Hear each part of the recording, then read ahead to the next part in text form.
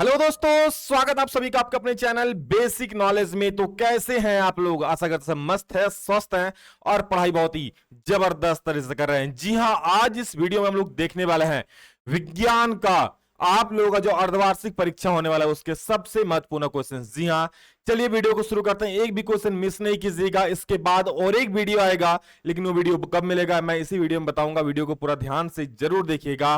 भाई इतना अगर आप लोग देख लिए, ठीक है, तो वही इससे बाहर कुछ नहीं आने वाला है आप लोगों का। बस दो वीडियो, ये एक और एक वीडियो आएगा। बस वीडियो को ध्यान से देखिएगा। जी हां, आप लोगों का पता है आप लोगों का साइंस का पेपर होने वाला है, उसके लिए बहुत महत्वपूर्ण है अर्धवार्षिक परीक्षा के लिए। चलिए एक एक प्रश्न देखते हैं, ठीक है। और इसके बाद भैया बोर्ड एग्जाम आ रहा है, तो उसके लिए तो भाई धुआंधार तैयारी में जुड़ जाओ, क्योंकि भाई फोड़ना है, मतलब फोड़ना है, ठीक है। अंदर में वो जोश जगा लो अभी से, ताकि भाई जब रिजल्ट आए ना तो आपका रिजल्ट चारों तरफ शोर मचा दे। चलिए प्रश्नों को देखते हैं। कुछ कुछ आसान प्रश्न भी है, कुछ कुछ हार्ड भी है और कुछ कुछ बहुत हार्ड भी है। चलिए देखते हैं। बिल्कुल पेपर जैसा आपका है उसी प्रकार से ही आप लोगों का ये पेपर है, ठीक है। देखिए सबसे पहला प्रश्न, दाढ़ी बनाने में किस प्रकार के दर्पण का उपयोग किया था? बोले सर हम लोग तो दाढ़ी नहीं बनाते, हम लोग को दाढ़ी नहीं आया है, सर क्या करे? तो बाबू दाढ़ी अभी नहीं आया होगा, आ जाएगा आने वाले सालों में, चिंता ना करो, ठीक है। तो दाढ़ी बनाने में जो भाई हजामत मतलब जो नाई होता है ना, वो किस दर्पण का प्रयोग करता है? तो याद रखिएगा वो हमेशा अवतल दर्पण का प्रयोग करता है। किसका बच्चा? अवतल दर्पण का। और बता दूं ये एक वीडियो है, ठीक है, ये तो ज्यादा बड़ा मैं नहीं करूंगा। इसके बाद और एक वीडियो वो लाइव रहेगा। जी हाँ, लाइव आएगा कल शाम 6 बजे पीडब्ल्यू जैकबोर्ड चैनल पर। आप लोगों के लिए मोस्ट इंपॉर्टेंट क्वेश्चंस का वो एक वीडियो लाइव आएगा कल शाम 6 बजे। जुड़ना नहीं भूलिएगा। झारखंड के कोने कोने में हर एक बच्चे को बता दीजिए, क्योंकि कल का जो क्लास करेगा वो तबाही मचा के आएगा, ठीक है। शाम 6 बजे लिंक डिस्क्रिप्शन में इस वीडियो का दिया गया है। चलिए देखिए, गोलीय दर्पण में फोकस दूरी एवं वक्रता त्रिज्या के बीच का संबंध क्या होता है?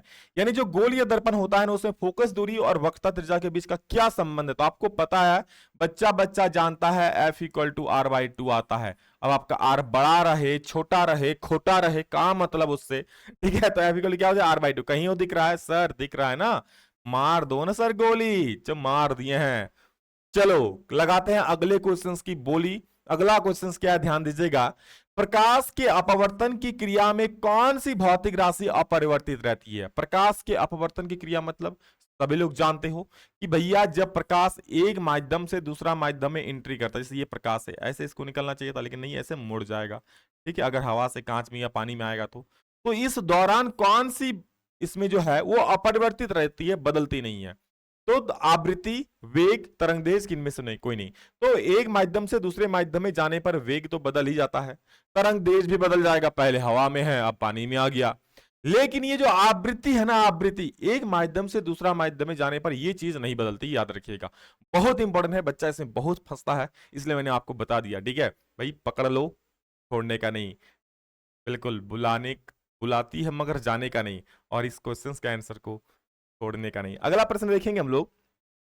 अब तक अब मैं आप लोगों को 30 से 35 क्वेश्चन इस वीडियो में करवाऊंगा, ठीक है। आप लोग लास्ट में जरूर कमेंट करके बोलना ईमानदारी पूर्वक कि इतना में से आपको कितना आता था, ठीक है। और जो बच्चा अच्छा पढ़ता है उसको 30 प्लस मारेगा, जो बच्चा थोड़ा कम पढ़ता है वो 25 समझ लो, और जो बच्चा नहीं पढ़ता उसका 15 से कम आएगा। तो आप लोग जांच ले अपने नापने से, ठीक है। मतलब जो बस ऐसे ऐसे हवाबाजी करता है, देखता थोड़ा बहुत, तो 15 कम से कम आ ही जाएगा उसका। चलो देखते हैं क्या कितना आता है, कमेंट में जरूर बोलेगा लास्ट में, इसलिए सारे प्रश्नों को देखना अनिवार्य है। चलो देखो, अवतल दर्पण से परावर्तन के बाद किरण किस बिंदु से होकर गुजरेगी? बहुत बढ़िया सवाल। क्या बोल रहा है कि अवतल दर्पण से परावर्तन के बाद जो प्रकाश किरण है किस बिंदु से गुजरेगी? तो जरा आप आंखों से ही देख लो ना भाई। मान लो ये क्या है, आपका अवतल दर्पण है, ये मुख्य अक्ष हो गया, ये टुई टुई टुई ट्राम ये गया, टुई टुई टुई टुई ट्राम ये गया। मतलब ये जो ये गया, मतलब समझ लो ये ऐसे करके जाएगा और यहीं से पास होगा। तो इस बिंदु से होकर गुजरा ही नहीं, इस बिंदु को बोलते हैं मुख्य फोकस। क्या बोलते हैं? मुख्य फोकस।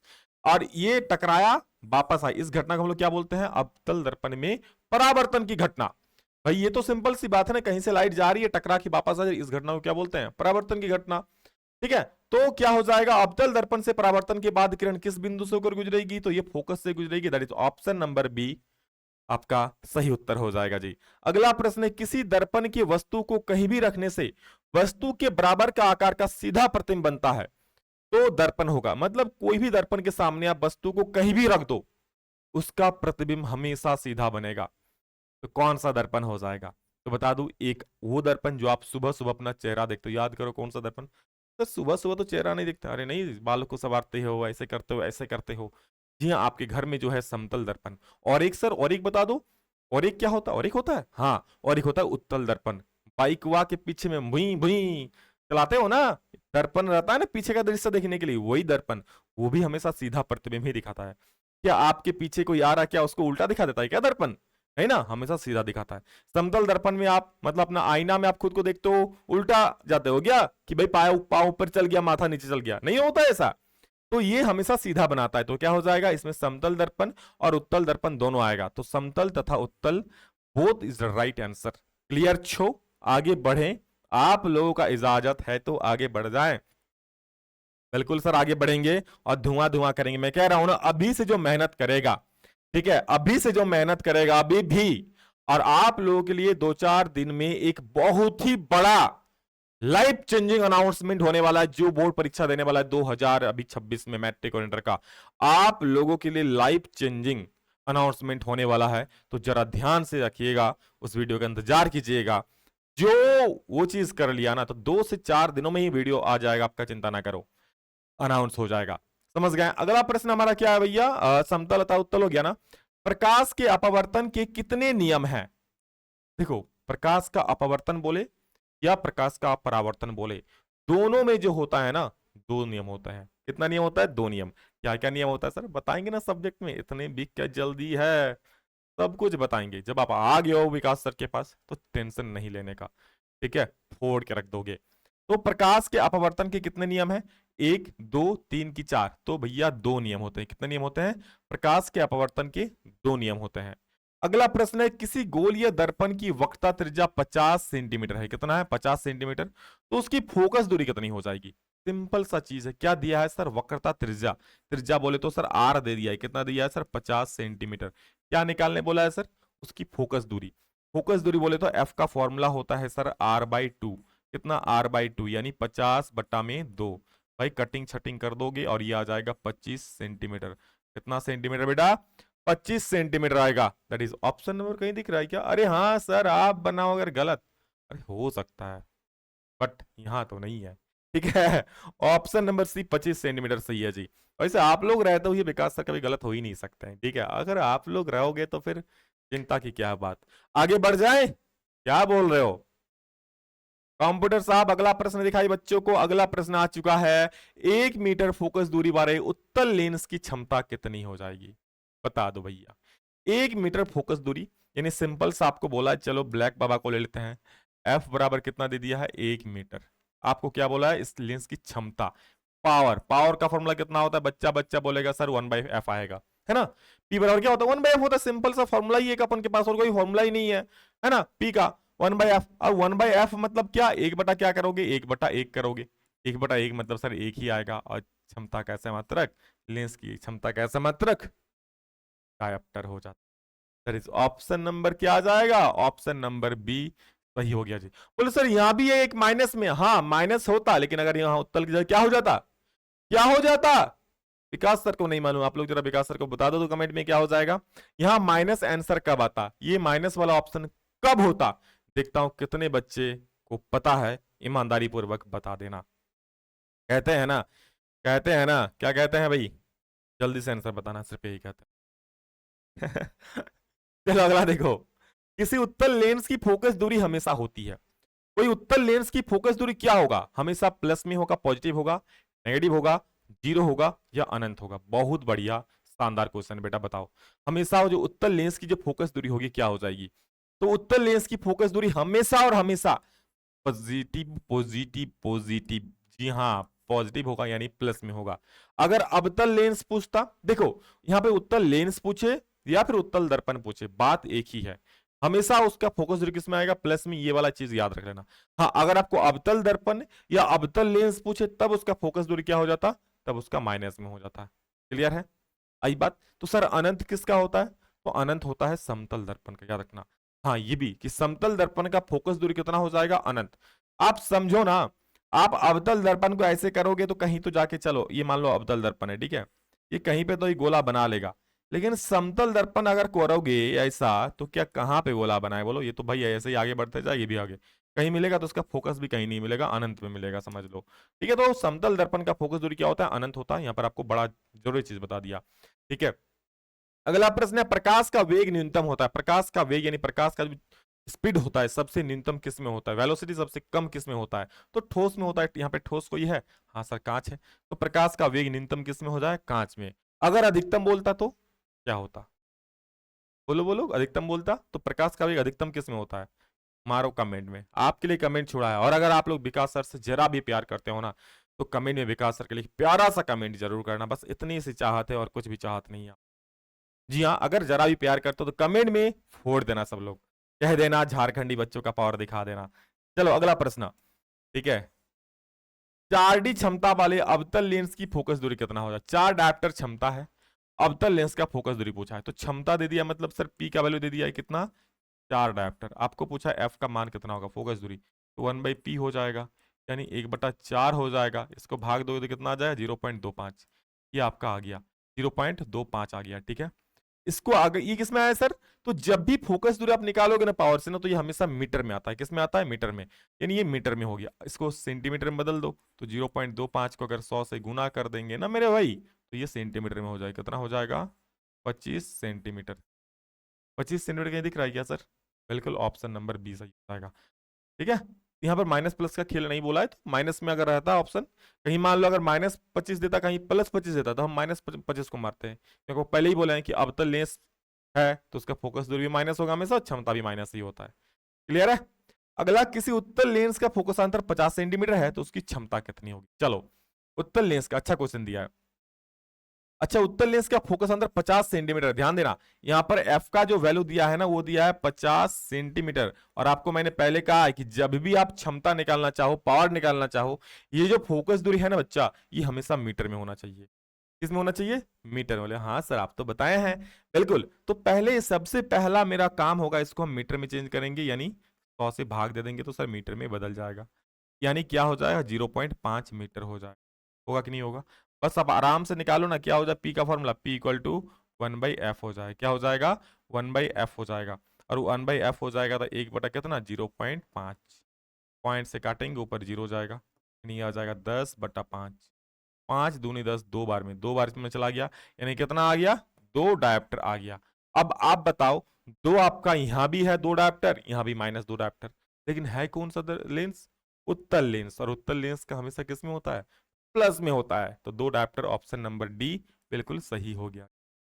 क्लियर है ना, कोई कंफ्यूजन नहीं है ना, बिल्कुल कंफ्यूजन होगा तो आप लोग कमेंट में बोल देना, बाकी विकास सर उसको फोड़ देगा आगे नेक्स्ट वीडियो। ठीक है, आगे बढ़े, अगला क्वेश्चन आपका आएगा, प्रकाश का वेग सर्वाधिक होगा, प्रकाश का वेग सर्वाधिक आ चुका है, अभी तो कुछ दिन पहले किया सर, 2 मिनट पहले बताया जी आपको। अच्छा कमेंट में बोलने बोला था प्रकाश का वेग, चलो अब आंसर बोल देता हूं, अब तक जिसको कमेंट करना था कर ही दिए हैं, तो अब सुन लीजिए, प्रकाश का वेग सबसे अधिक होता है निर्वात में। बोले सर निर्वात में क्यों, क्योंकि निर्वात में कोई रुकावट नहीं होता है, ना धुलकन है ना हवा है, कोई रोकने वाला ही नहीं है भैया।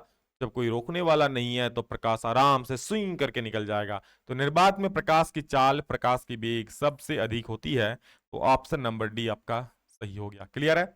अगर आज दिए गए प्रक्रम में कौन उष्माक्षेपी है, उष्माक्षेपी मतलब ऐसी अभिक्रिया ना जिसमें हमें उष्मा मिलता है, जिसमें हमें ऊर्जा मिलता है, उसे ही बोलते हैं उष्माक्षेपी। तब हमें उष्मा किससे, हमें ऊर्जा किससे मिलता है बताओ, श्वसन करने से मिलता है, पाचन करने से मिलता है, उत्सर्जन करने से, कि संवहन से। ठीक है, संवहन मतलब क्या, खाना एक जगह से दूसरी जगह पहुंच रहा है, ब्लड एक जगह से दूसरी जगह पहुंच रहा है।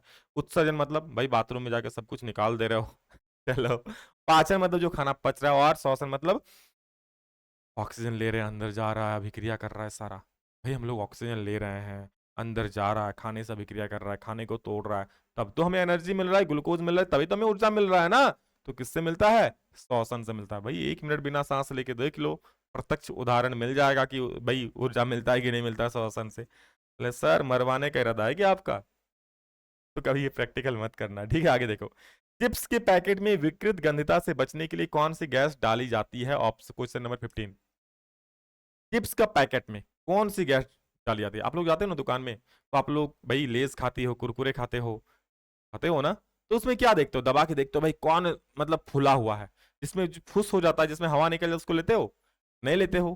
क्यों? क्योंकि उससे गैस निकल जाता है। कौन सा गैस भैया? कोई गलत वलत गैस मत समझ लेना, यह आपका नाइट्रोजन गैस निकल जाता है, ठीक है। यानी विकृत गंधता से बचने के लिए जो चिप्स के पैकेट है ना, उसमें नाइट्रोजन गैस डाली जाती है ताकि वो विकृत गंधी ना हो, क्योंकि नाइट्रोजन निकल जाएगा तो ऑक्सीजन घुस जाएगा, और ऑक्सीजन घुसेगा तो भैया चीज को खराब कर देगा। सिंपल सी बात है जो आपके साथ है, ठीक है। चलो अगला क्वेश्चन, आई बात समझ में। जंग लगना किस प्रकार का विक्रिया? आप लोग कहीं देखे हो जंग लगते हुए? जंग लगना यानी हम लोग क्या देखे हैं ना, उस आयरन पर या किसी भी चीज पर, उस पर ऑक्साइड की एक परत चढ़ जाती है, ठीक है। ऑक्साइड की परत चढ़ जाए यानी ऑक्सीजन जुड़ गया उसमें, और जुड़ गया तो भैया संयोजन अभिक्रिया हो गया। ऑप्शन नंबर ए, मारो। दिए गए अभिक्रिया में किस पदार्थ का उपचयन हो रहा है? आपको हम पहले भी बता चुके हैं। उपचयन उसका होता है जिसमें ऑक्सीजन जुड़ता है, तो सिंपल जहां भी उपचयन बोलेगा आप लोग एक चीज देखोगे कि ऑक्सीजन किसमें जुट रहा है, बस उसी का उपचयन हो रहा है। तो यहां पर जेडेनो है, जेडेनो से क्या बन गया? जेडेन बन गया। तो सर इसमें तो ऑक्सीजन जुट नहीं रहा, इसमें तो ऑक्सीजन हट रहा है।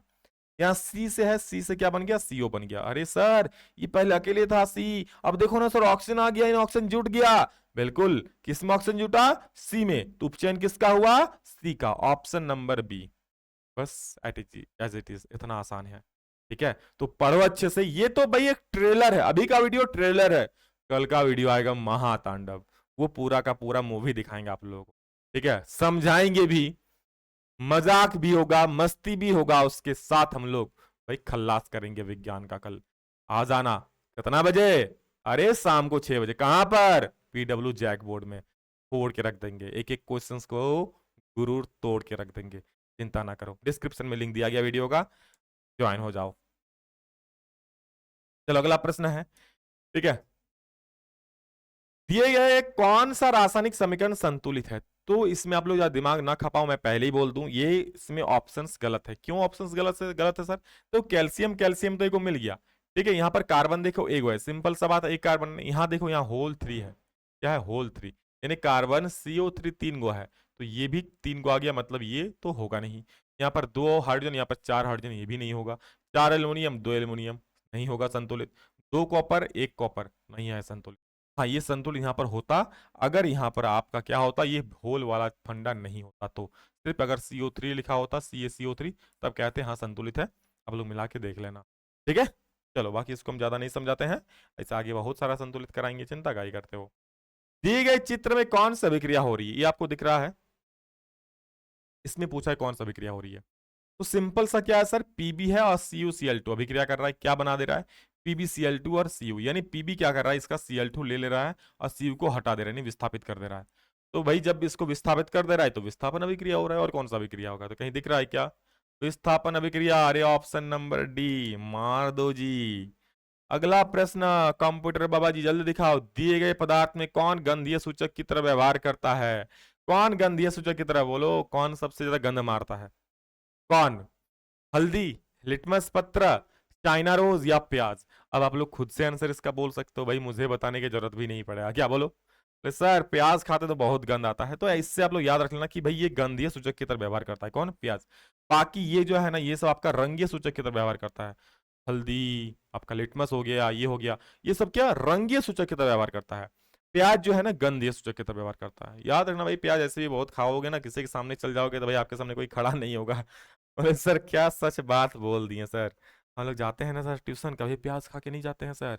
और प्याज खा के अगर चले भी गए ना सर, लड़की लोग से बात नहीं करते हैं सर, पता है? क्योंकि सर जैसे बात करने जाएगा पता चले उन लोगों को भाई इसने प्याज खा क्या ऐसा होता है क्या?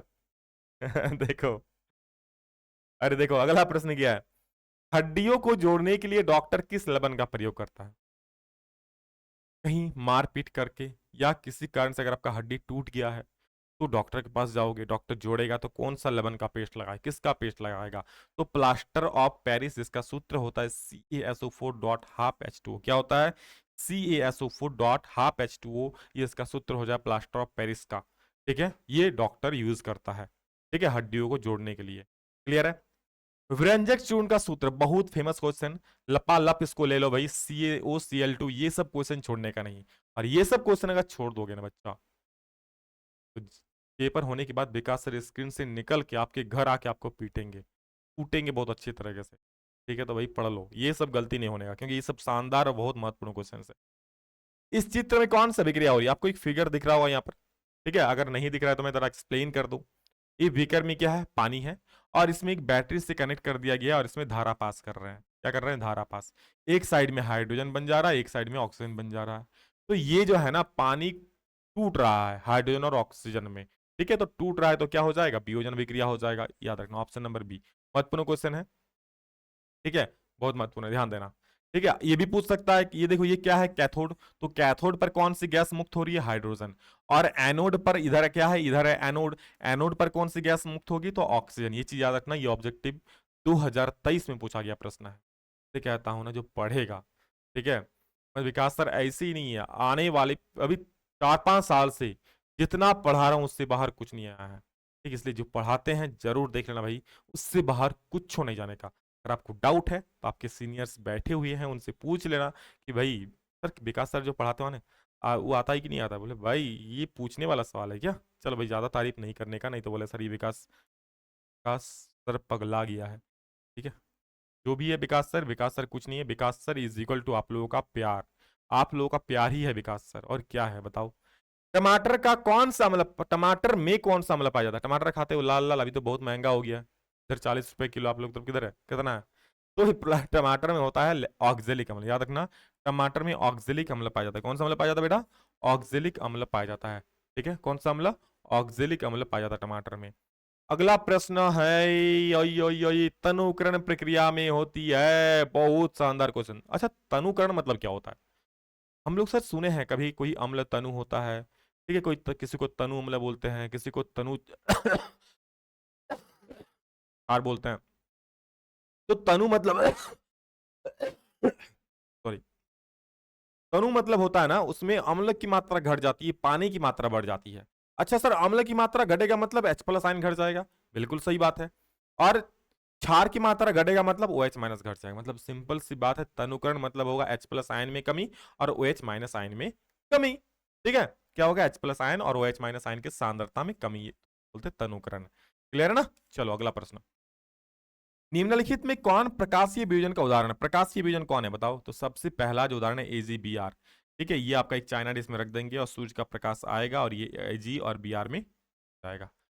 ठीक है, सिल्वर में और ब्रोमीन में टूट जाएगा। तो ये आपका प्रकाशीय वियोजन अभिक्रिया हो गया, याद रखना।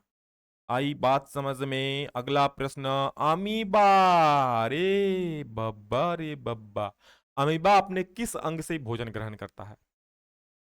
तो अमीबा मुंह से करता है, केंद्रक से करता है, उत्पाद से करता है, या खाद्य रिक्तिका से करता है? तो देखो, आपको जरा एक फिगर दिखा दूं मैं। ये मान लो अमीबा है। क्या है अमीबा? बोले सर ये अमीबा? हाँ यही अमीबा है, इसी प्रकार का उसका फिगर होता है कुछ।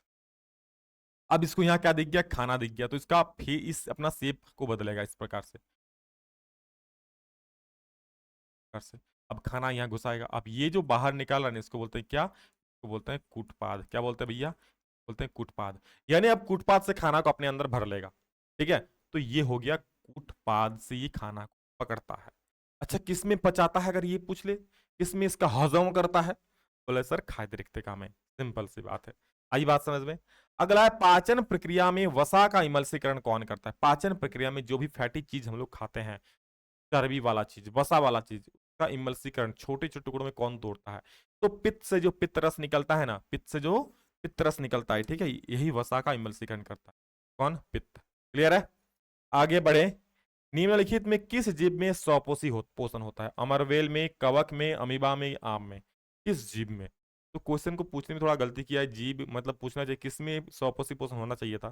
ठीक है, तो देखो, अमरवेल तो भाई वो तो परजीवी है, अब पता एक लता होता है जो किसी और पौधे पेड़ पर तैयार हो जाता है। कवक भी नहीं होगा, अमीबा तो होगा नहीं, वो तो खाता ही है। आम, जी हाँ, जो आम का पेड़ होता है ना, वो क्या होता है? स्वपोषी पोषण। कौन करता है यहाँ पर? स्वपोषी पोषण करता है, क्योंकि प्रकाश संश्लेषण करता है। जो भी प्रकाश संश्लेषण करता है वो क्या करता है? स्वपोषी पोषण करता है ना? चलो भाई, आपके हृदय में घुसने की बारी है। कह दो किसके हृदय में जाने की तैयारी है। मानव हृदय में कितने कोष्ठक होते? तो बता दूं, मानव हृदय में 4 कोष्ठक होते। ठीक है, 2 होता है अलिंद, 2 होता है निलय। मतलब सर हम अपने हृदय में 4 को जगह दे सकते हैं क्या? 4 को किसी को रख सकते हैं क्या हृदय में? अरे आप हृदय में अनगिनत आदमी को रख, लेकिन 4 को कोष्ठक होता है। कोष्ठक क्या होता है क्या नहीं, इस पर एक रिकॉर्डेड वीडियो आएगा। पूरा हृदय का नामांक की तारीख हम बताएंगे। ठीक है, देख लेना भाई, दिमाग एकदम बम्बर हो जाएगा, बम बम हो जाएगा, आएगा, चिंता मत करो, जल्दी वीडियो आएगा वो। ठीक है, तो इसमें आपका 2 होता है अलिंद, 2 होता है निलय। ठीक है, बायां दायां, दायां अलिंद दायां निलय, दायां दायां निलय, सॉरी, दायां अलिंद बायां अलिंद, दायां निलय बायां निलय, 4 को होता है, याद रखना। श्वसन वर्णक किसे कहते हैं? क्लोरोफिल, हीमोग्लोबिन, श्वेत रक्त कणिकाएं या फिर प्लेटलेट्स। ठीक है, तो श्वसन वर्णक यानी हम लोग जो श्वास लेते हैं ना, इसमें क्या होता है, ऑक्सीजन। तो ऑक्सीजन को पकड़ के पूरा शरीर में कौन ले जाता है? तो वो हीमोग्लोबिन करता है। हम लोग के रक्त में जो हीमोग्लोबिन होता है ना, यही ऑक्सीजन को वहन करता है। इसी को हम लोग बोलते हैं श्वसन वर्णक। ठीक है, देख लिए ट्रेलर, देख लिए ट्रेलर, और एक है देख लो, उत्सर्जन तंत्र की क्रियात्मक इकाई क्या है? तो उत्सर्जन तंत्र की क्रियात्मक इकाई को बोलते हैं वृक्काणु, याद रखना, बहुत महत्वपूर्ण है। ये सिर्फ ट्रेलर है, असली पिक्चर कल शाम को 6 बजे आपको दिखाएंगे। झारखंड बोर्ड के मैट्रिक के हर एक बच्चा उसमें जुड़ना। और मैं एक ही विनम्र निवेदन करता हूं, डिस्क्रिप्शन में कमेंट सेक्शन में लिंक है, जहां तक आप वीडियो को पहुंचा सकते हो पहुंचा दो। आप लोगों का प्यार देखना चाहता हूं। इस प्रकार से आप लोगों के लिए बहुत सारे वीडियोस आएंगे। अभी तो बस अर्धवार्षिक परीक्षा है, वार्षिक परीक्षा भी झूम के तैयारी करोगे, फोड़ दोगे। बस आप लोग फैला दो वीडियो को। डिस्क्रिप्शन में कमेंट सेक्शन में लिंक है, सभी जगह, और कमेंट सेक्शन में भर दो जो आपका प्यारा सा मन चाहे। कल मिलते हैं शाम को 6 बजे पीडब्ल्यू जैकबोर्ड चैनल पर।